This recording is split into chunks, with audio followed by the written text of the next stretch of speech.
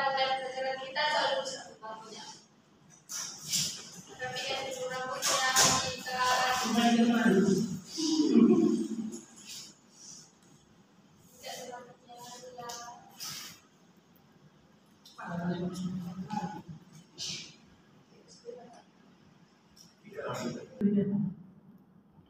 siapa sebarisnya? Iya, Bu. Harus semua ya. Satu orang dua dua. Roy Bu. Roy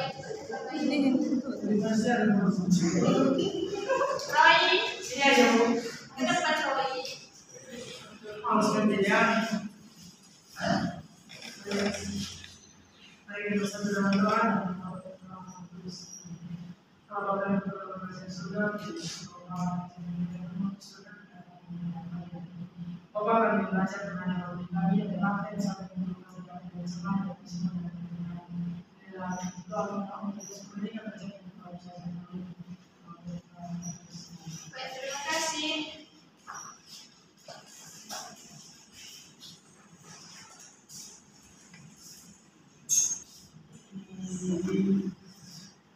itu nanti. Iya, Ibu.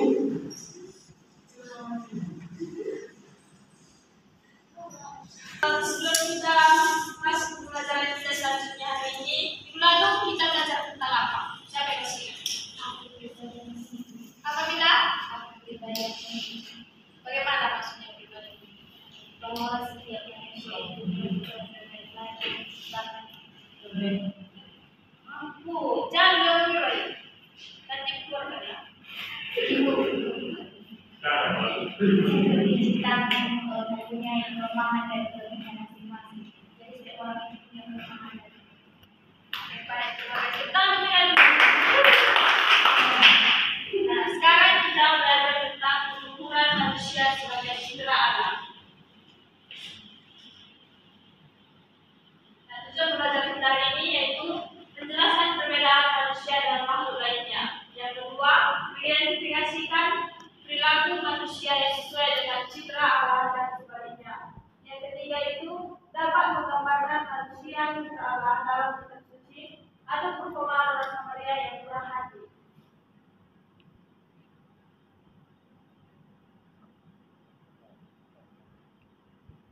Nah, sebelum kita masuk ke pelajaran kita lihat dulu kasus pelanggaran terhadap hak manusia. Nah, ini tadi sudah kita bilang. Yang menjadi pertanyaan sekarang yaitu, tetapi mengapa kita masih menemukan banyaknya kasus pelanggaran hak manusia? Kira-kira apa? Saya bisa tahu. Kenapa? Kesempatan bagaimana? Biar bagaimana? Ini lagi belajar. Kesempatan bagaimana?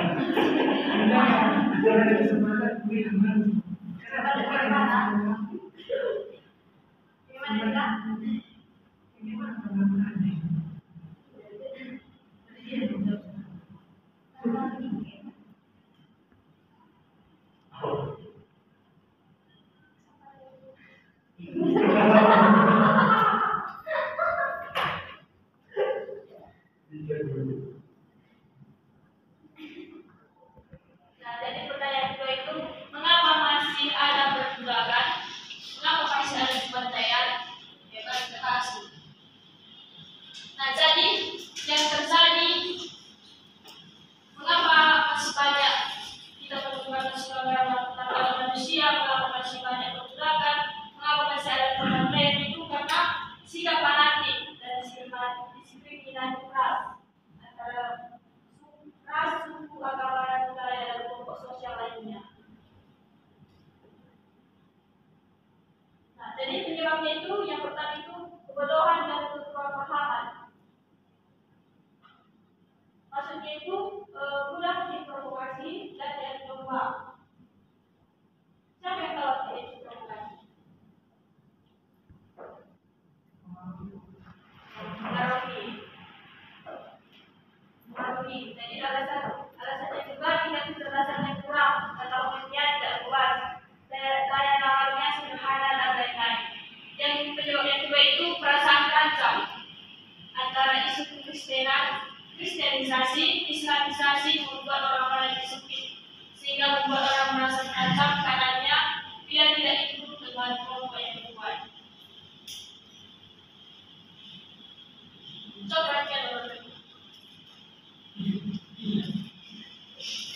Nah, ini adalah kenapa ketawa?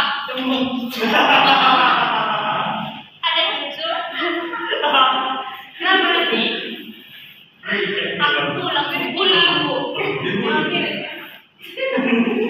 Nah, ini adalah contoh pelanggaran manusia yang dapat kita lihat dalam bangsa kita ini, yaitu TKI yang disiksa. Bunyi siapa di sini yang sering kita bunyi?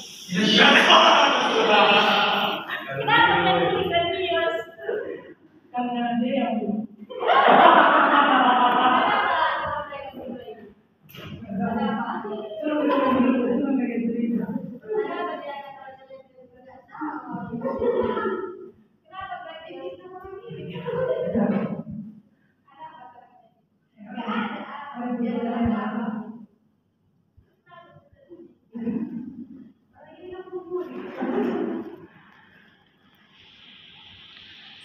Kita lihat tokoh-tokoh yang memperjuangkan martabat manusia. Yang pertama itu siapa dia?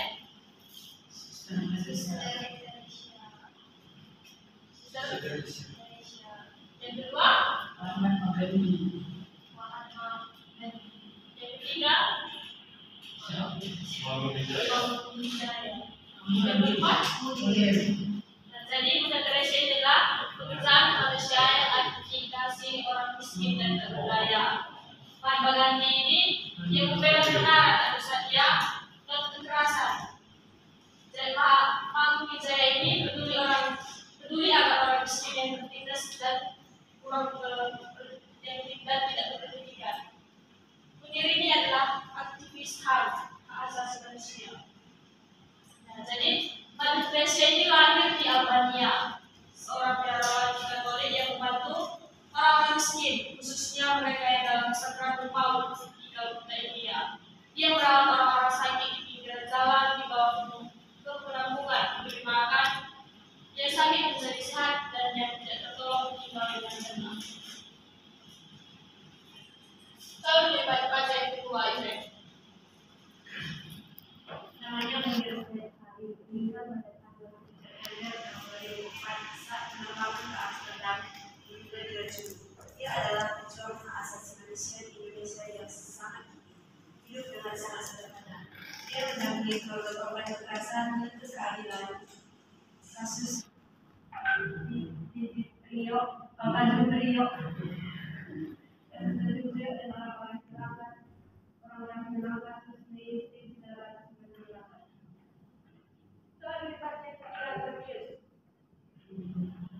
Romo Wijaya membela orang kecil yang diambil tempatnya oleh penguasa di Lombok, Jawa Tengah, mendirikan sebuah olahraga yang tinggal di masyarakat yang boleh.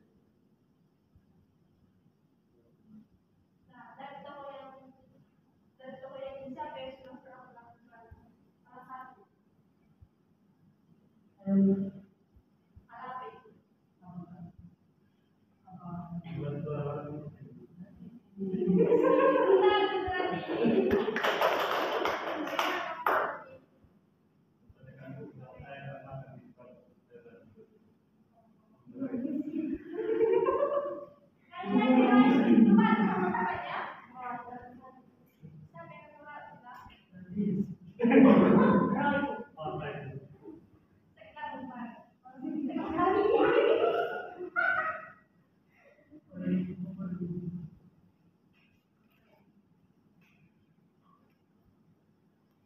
Sini ada gereja kitab suci yang mengajarkan tentang kebenaran martabat manusia sebagai citra Allah.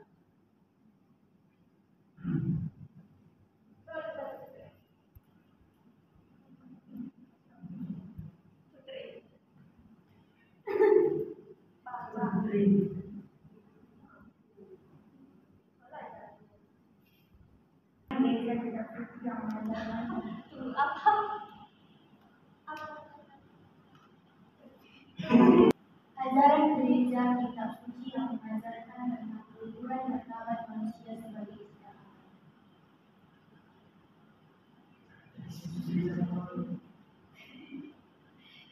Katekismus Gereja Katolik 357. Karena ia diciptakan menurut cipta Allah, manusia memiliki martabat sebagai pribadi. Ia bukan sesuatu, melainkan seorang.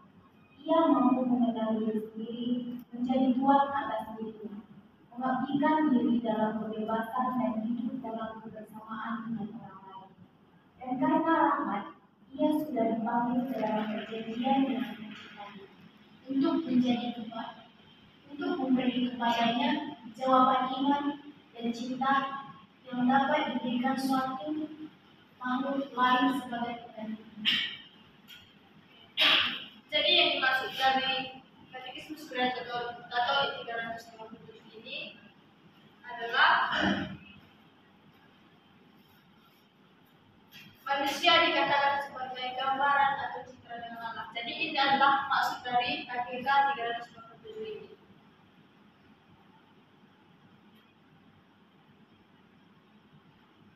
Yang kedua seperti yang Yesus Gereja Katolik 358, Tuhan menciptakan segala sesuatu untuk manusia, tetapi manusia itu sendiri diciptakan untuk melayani Allah, untuk mencintainya dan untuk mempersembahkan kehidupan kepadanya.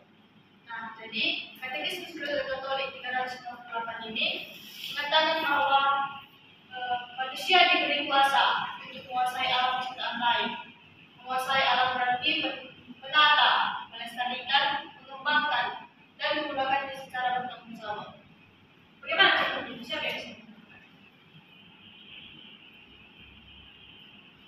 Ya, tahu caranya?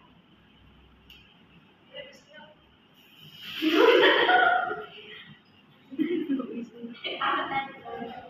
Maksud dari manusia diberi kuasa untuk menguasai alam ciptaan lain, menguasai alam dengan melestarikan, mengembangkan, dan menggunakannya secara bertanggung. Contohnya itu seperti apa? Contohnya itu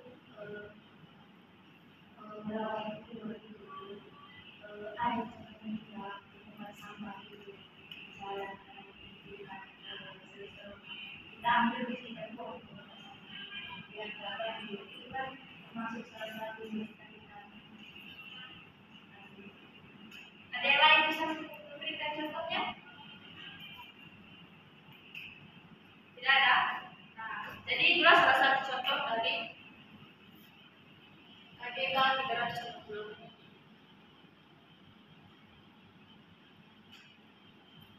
Menurut Katekismus Gereja Katolik 360, umat manusia merupakan satu kesatuan karena asal yang sama, karena Allah menjadikan dari satu orang saja semua bangsa dan umat manusia.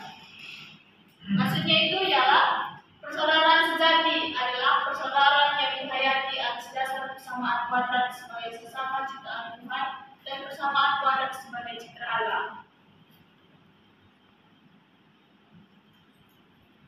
Menurut Katekismus Gereja Katolik 361, hukum solidaritas dan cinta ini menegaskan bagi kita bahwa perhatian terhadap pribadi, budaya, dan bangsa, semua manusia adalah benar-benar saudara dan saudari. Maksudnya ini, persaudaraan sejati tidak membedakan orang yang berdasarkan agama, suku, ras, atau golongan. Karena semua manusia adalah sama-sama mengingat Tuhan dan sama-sama dikasihi Tuhan.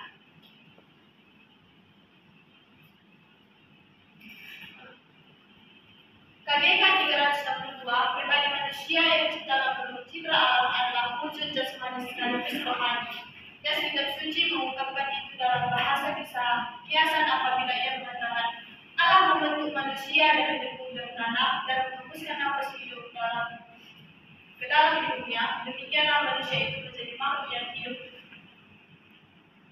Ini menurut Kejadian 2 ayat 7. Manusia seutuhnya dikehendaki Allah.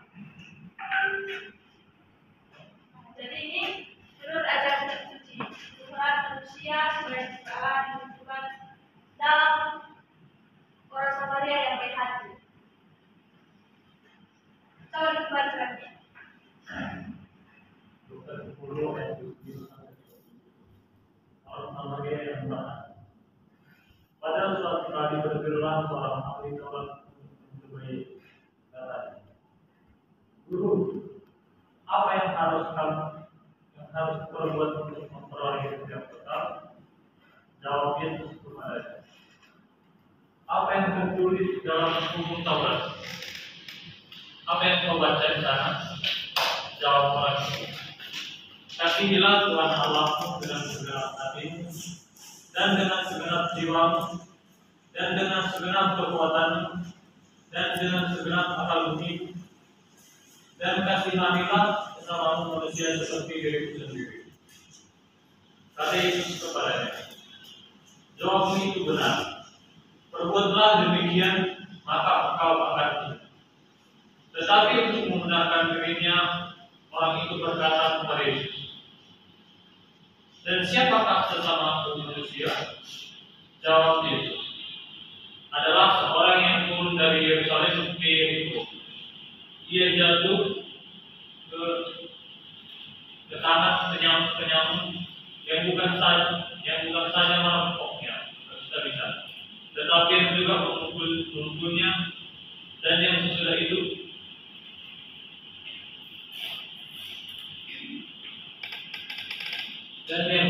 pergi meninggalkannya setengah mati.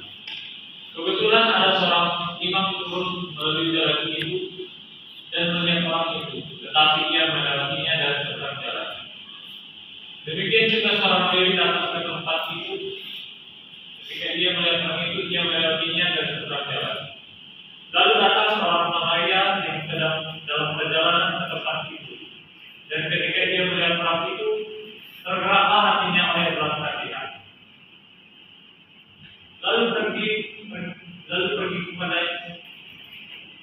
Kemudian pergi kepadanya lalu membalut luka-lukanya. Sudah dia menyiraminya dengan minyak dan anggur. Kemudian menaikkan orang itu ke atas keledai tunggangannya sendiri, lalu membawanya ke tempat penginapan dan merawatnya. Esokan harinya ia menyerahkan 2 dinar kepada pemilik penginapan itu, katanya, rawatlah dia, jika kau belanjakan lebih dari ini, aku akan menggantinya waktu aku kembali. Siapakah di antara ketika orang ini berpendapat adalah sesama manusia dari orang yang jatuh ke tangan penyamun itu? Jawab orang itu, orang yang telah menunjukkan belas kasih kepadanya. Kata Yesus kepadanya, pergilah dan perbuatlah demikian.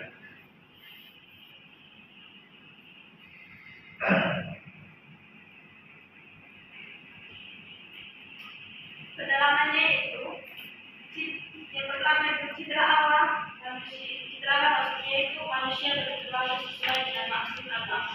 Yang kedua itu, keunggulan manusia dibedakan dengan ciptaan lain. Manusia itu rupa dan gambar Allah. Lalu manusia diberi akal budi dan hati nurani. Nah, jadi ini adalah keunggulan dari manusia yang membedakan manusia dari makhluk lainnya, yaitu memiliki akal budi dan hati nurani. Yang ketiga itu, arti selama dalam kisah itu adalah berpihak kepada yang memberikan bantuan kepada orang yang membutuhkan. Menghayati kehidupan mental manusia dalam kehidupan sehari-hari yaitu mengunjungi orang sakit, dapat juga menolong orang yang sakit, mengunjungi kematian Tuhan, berdonasi kepada penayang musibah, ikut terlibat berbakti dan ikut berdoa. Bagaimana bisa kita melakukannya?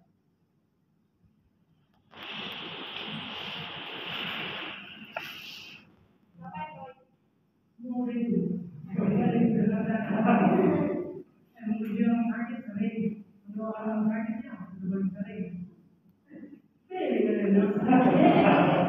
Menjadi mahasiswa sering, berdonasi kepada mereka yang musibah udah pernah kerja bakti udah begitu dan masyarakat dulu.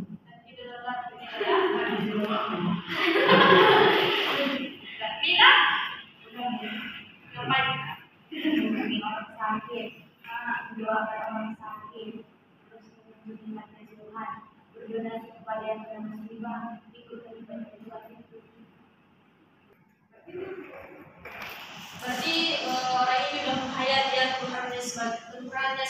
definisi dari kata manusia.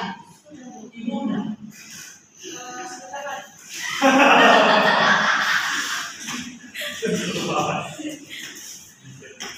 Jadi kesimpulannya yaitu makna manusia citra Allah. Citra Allah berarti kita ini gambaran Allah ada pada diri kita. Manusia diberi kuasa untuk menguasai alam semesta dalam arti memelihara dan mengembangkan untuk keluhuran Tuhan, bukan alam rusaknya. Yang ketiga itu manusia itu sebagai pribadi, bukan sesuatu, mengenal diri sendiri, Tuhan atas hidupnya, hidup dalam kebersamaan dengan orang lain dan membangun relasi dengan Tuhan. Jadi ayat 2 ada tugas yaitu tuliskanlah tindakan apa yang bisa dan akan adalah bukan agar kalian bisa mengenali diri sendiri